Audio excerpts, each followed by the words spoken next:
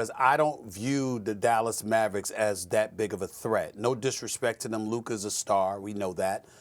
His supporting cast really shows up usually when they're in Dallas, not so much on the road, although there have been aberrations like their Game 7 performance in Phoenix. The fact of the matter is it's really been about Luka and Jalen Brunson as it pertains to consistency. Nobody else has been able to be relied upon on a consistent basis. Not to mention the fact that they're a bit soft on the interior. They have no rim protector. They have no shot blocker. And because of that, that puts them in a very vulnerable state. So whatever I see the Golden State Warriors do against them is of minimal importance to me. What I pay attention to is Golden State's ability to make shots. I know what marksmen they possess. And I'm looking at it from that perspective. And I'm saying, are you going to make shots? Because this is not the litmus test. The Dallas Mavericks are not the Boston Celtics, and they are not the Miami Heat defensively. Miami Heat and the Boston Celtics have athletes. They have individuals on the interior who are rim protectors. And as a result of that, they can make things very, very difficult for you, especially the Boston Celtics with a healthy Robert Williams and a healthy Al Horford. So I look at it from that standpoint, and that's what has me worried about the Warriors. When you're down by 55 to Memphis and you lose 2 games in a row to them, when you were supposed to close out the Dallas Mavericks, I don't mind that you lose. I mind the fact that you were down by 29 points.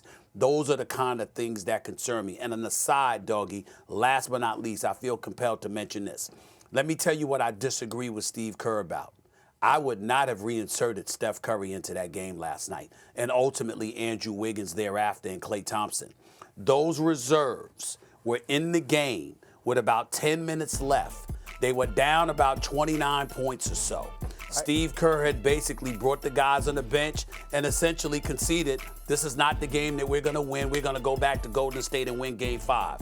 And Jordan Poole with Kuminga, with this kid Moore, I believe, Moody, I'm sorry. You had others in the game with him as well. They came off the bench and closed it to within 8 with just under 4 minutes left. I would have left those dudes in there.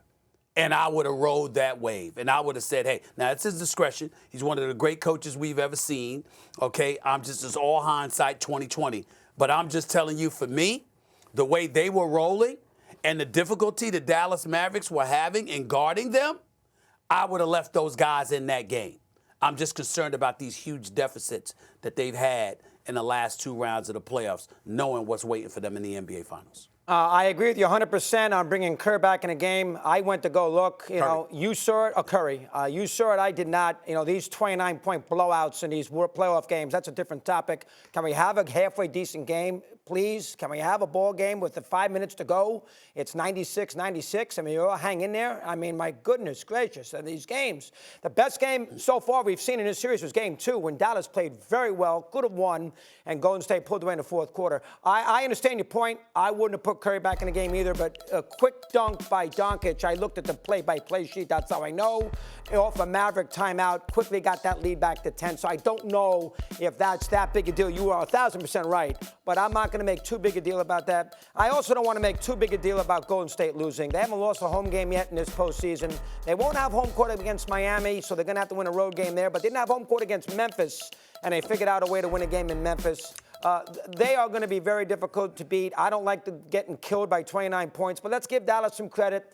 Doncic is a wonderful player. I think he's a top 3-4 player in the league. That's how good I think he is. And they made some shots. They shoot 1,000,000 threes. The ball went in last night. It did not go in Game 1 and in Game 3. The ball went in last night. I'm not going to make too big a deal about it. I'd be shocked if Dallas won Game 5, and maybe they'd be competitive, but I'd be shocked. Golden State's very good at home in these fourth quarters. Yeah. They come from behind a lot in these fourth quarters. They did it to knock out Memphis. They did it in Game 2 in this series. They did it a couple times against Denver. They are great at bouncing back because they got so much offense, the crowd's great, and everything else. So I don't want to make too big a deal about it. Your point is 100% right. That is a bad look. You're down by 29 points. And I would have kept Kerr on the bench, too. But I think in the big picture, all this is nice talk for us on Wednesday. By next Wednesday, they'll be in the final. You and I won't discuss it. They'll win Game 5. Give Dallas credit, but they'll win Game 5. Yeah, Well, I think you're wrong there. I think you're wrong there. I think we will discuss it because we're seeing vulnerabilities from them from a defensive standpoint. Their inability to stop the opposing offenses, their inability to make sure they avoid being down by 20 or 30 points. These are not things you can afford to do, say, if you end up going against the Boston Celtics, which I still believe will end up winning this series against Miami in 7 games. These are the kind of things that you got to watch out for. That's all I'm saying. Yeah, they're an offensive team, though, Stevie. If they score, they're going to win. You got outscored. You got to outscore Golden State. I mean, they have so much firepower. You got to outscore them. They're going to have home court against the Celtics. We can't love what we see with the Celtics. They're very erratic, too. Tatum has a great game, then he stinks. They're erratic, too, and I don't even know if they're going to get by this series. I think they're going to be okay. I know you're higher on them than I am, so I can't pick them because I can't be the same as you. But they'll be okay in that NBA final. Stephen A., let me ask this. Okay. Do you think it would have been a bad look for Luka had he gotten swept?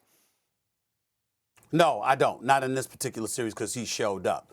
You know, I mean, the fact of the matter is that the one thing, when Dallas goes home, because I believe they will, nobody's going to look at Luka and what he didn't do because he's been spectacular in these playoffs. And to be as young as he is and as gifted as he is and to have the minimal amount of help that he has and still able to do what he's doing, the pressure's going to be on Nico Harrison, Mark Cuban, and Jason Kidd to get him the assistance that he needs to supplement what he brings to the table. That's going to be the mentality of the Dallas Mavericks and the Dallas Maverick fans everywhere. Nobody is questioning the greatness of Luka Doncic. All you're doing about Luka is looking at him and saying, okay, the time has arrived to take it to another level. Not your game, but your conditioning, so you're better defensively.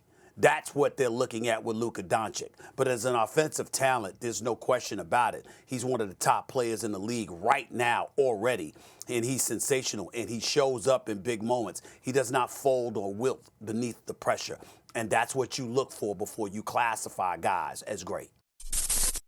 Thanks for watching ESPN on YouTube. For live streaming, sports, and premium content, subscribe to ESPN+.